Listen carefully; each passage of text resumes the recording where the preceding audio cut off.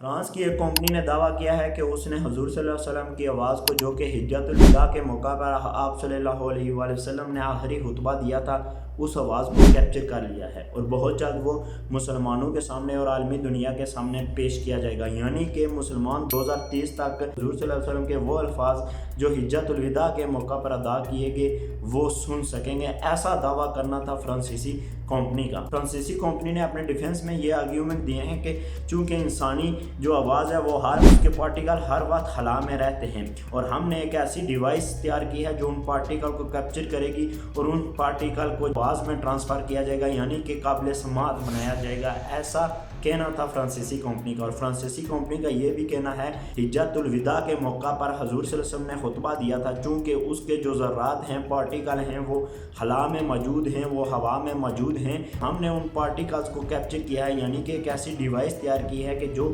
وہ پارٹیکل کو کیپچر کرتی ہے اور ان پارٹیکل کو کیپچر کر کے ٹرانسفر کرتی ہے واپس اوریجنل وائس میں۔ تو فرانسیسی کمپنی کا یہ دعویٰ تھا کہ ہم جو ہے وہ 2030 تک حضور صلی اللہ علیہ وسلم کی آواز کو سن سکتے ہیں۔ ایز اے مسلم یہ تو ہمارے لیے بہت خوشخبری کی بات ہو کہ ہم جو ہے حضور صلی اللہ علیہ وسلم کی آواز سنیں، لیکن یہاں پر رکیے، صبر سے کام لیں، تھوڑے ٹھنڈے جذبات سے کام لیں۔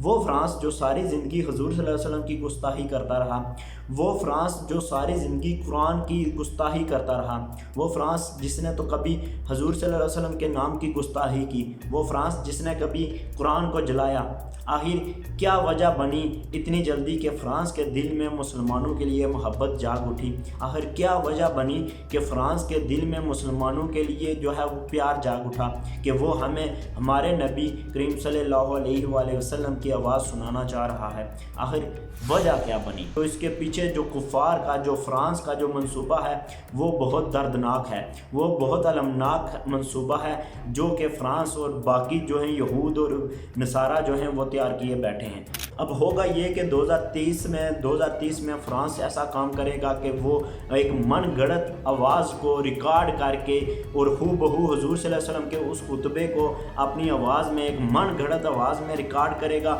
اور مسلمانوں کے سامنے پیش کر دیا جائے گا۔ اب مسلمان جو ہیں وہ جذبات میں اس کو شیئر کریں گے، اب مسلمان جو سمجھ بیٹھیں گے کہ واقعی یہ حضور صلی اللہ علیہ وسلم کی آواز ہے، کیونکہ مسلمانوں کا حضور صلی اللہ علیہ وسلم کے ساتھ ایک تعلق ہے، ہمارا حضور صلی اللہ علیہ وسلم سے ایک محبت کا رشتہ ہے، پیار کا رشتہ ہے۔ ہم جذبات میں بہہ کر اس آواز کو شیئر کرتے جائیں گے، ہم یہ سمجھیں گے کہ یہ حضور صلی اللہ علیہ وسلم کی آواز ہے۔ تو فرانس کیا کرے گا؟ بعد میں من گھڑت باتوں کو گڑ کر اپنے پاس سے وہ ریکارڈ کر کے ہمیں بولے گا کہ یہ صحابہ کی وائس ہے، ہمیں بولے گا کہ یہ حضور صلی اللہ علیہ وسلم کی وائس ہے، تو ہم مان لیں گے۔ یہ ایک ہمارے اینکر ہیں جنہوں نے یہ جو خبر لیک کی ہے، اور وہ بڑے پیار سے بتا رہے تھے کہ ایسا ہونے جا رہا ہے، ہمیں خوشخبری ملے گی۔ یقین مانے کہ کوئی ایسا کام نہیں ہے، کوئی ایسی ڈیوائس ایجاد نہیں ہوئی کہ جو ہوا میں پارٹیکل کو کیپچر کر لے، نہ آنے والے دور میں کوئی ایسی جو ہے وہ ڈیوائس ایجاد ہوگی۔ یہ ایک سوچی سمجھی سازش ہے، اور یہ ایک سازش ہے جو اسلام کے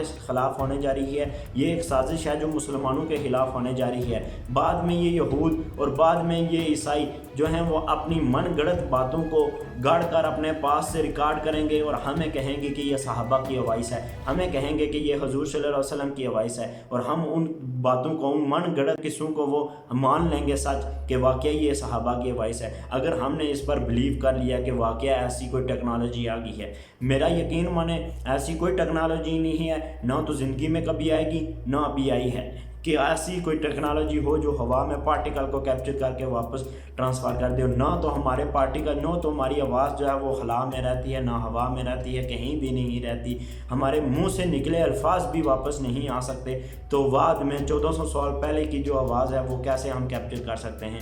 اس وجہ سے اس فتنے سے بچیں، اور یہ جو ٹیکنالوجی ہمارے میڈیا اینکر، ہمارے جو ہیں وہ صحافی اور ہمارے جو ہیں وہ بڑے بڑے مولوی جو ہیں بڑھ چڑھ کر جو ہیں وہ بیان کر رہے ہیں، ایسی کوئی ٹیکنالوجی نہیں ہے، ایسا کوئی طریقہ نہیں ہے آواز کو کیپچر کرنے کا۔ خدا را یہ بہت بڑا فتنہ ہے، اس فتنے سے بچیں، جتنا ممکن ہو سکے اس فتنے سے بچیں، ورنہ ہمیں من گھڑت باتیں، ورنہ ہمیں من گھڑت قصے جو ہیں وہ ایسا کہا جائے گا کہ یہ صحابہ کی وائس ہے تو سنیں، اور ہم وہ سن لیں گے اور ان پر یقین بھی کر لیں گے۔ ہمیں بولا جائے گا کہ یہ حضور صلی اللہ علیہ وسلم کی وائس ہے، اس کو سنیں، تو ہم اس پر یقین بھی کر لیں گے اور اس کو سن بھی لیں گے۔